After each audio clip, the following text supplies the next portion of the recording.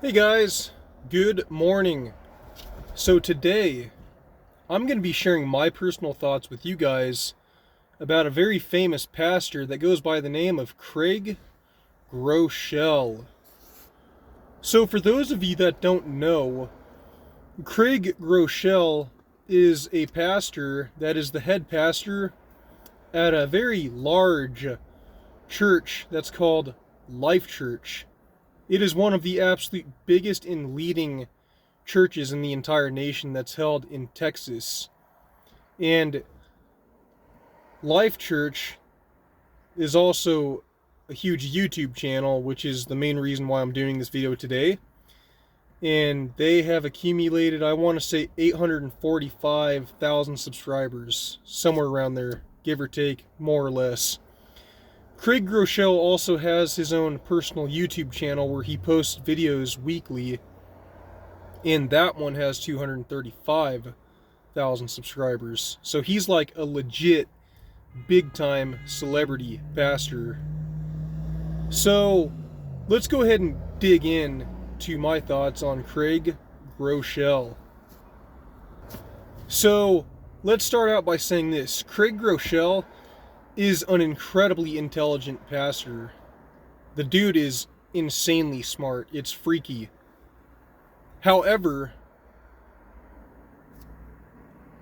I definitely don't agree with everything that he's doing, because nowadays, as far as pastoralship goes, there are a lot of churches that are getting it wrong. As a pastor, what you should be doing is going through the Bible book for book, chapter for chapter, verse for verse. Now, Craig Groeschel, he knows the Bible very well, but he's really more of a motivational speaker than anything. He does a lot of TED Talks. Now, don't get me wrong, there is a time and a place for doing motivational speeches and TED Talks, but Craig Groeschel, he's neglecting to read through the Bible chapter by chapter, book for book, verse for verse. And I think that is a very huge mistake that a lot of pastors are making. And especially being super famous like Craig Groeschel, that is influencing so many people, you definitely want to make sure that you're getting it right. Because if you're misleading people, in my personal humble opinion, that could not be a good thing. Now, there's going to be a lot of people that are going to watch this video that will disagree with me, and they might leave rude comments, but please know that I'm not attacking Craig Groeschel. I'm just addressing simply what is my own opinion, what's public about him, and what's already been said. And as a pastor, you want to be open with your church, but you don't want to be too open.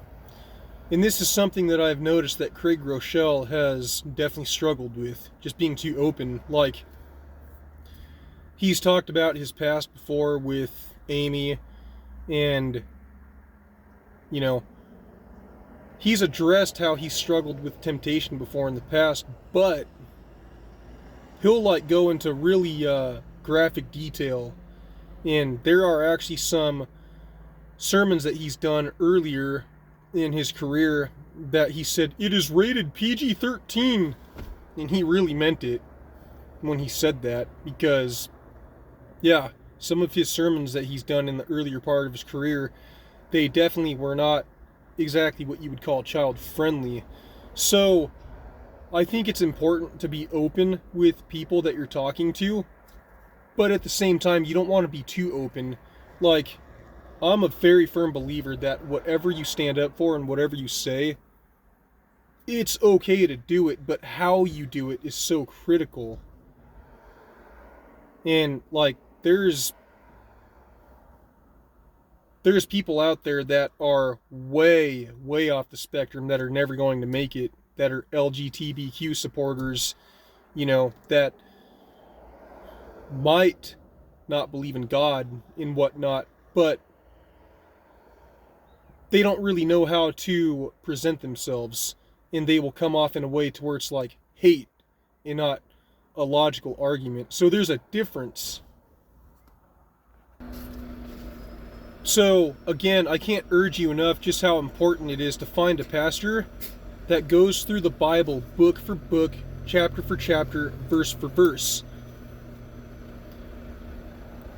Craig Groeschel has actually given sermons that have been very helpful for me. Like in the beginning, when I was dating my wife, before we got married, there was a lot of anxiety that I was struggling with because I was just going through basically like a spiritual rebirth, trying to figure it out. And it was definitely all more good than bad.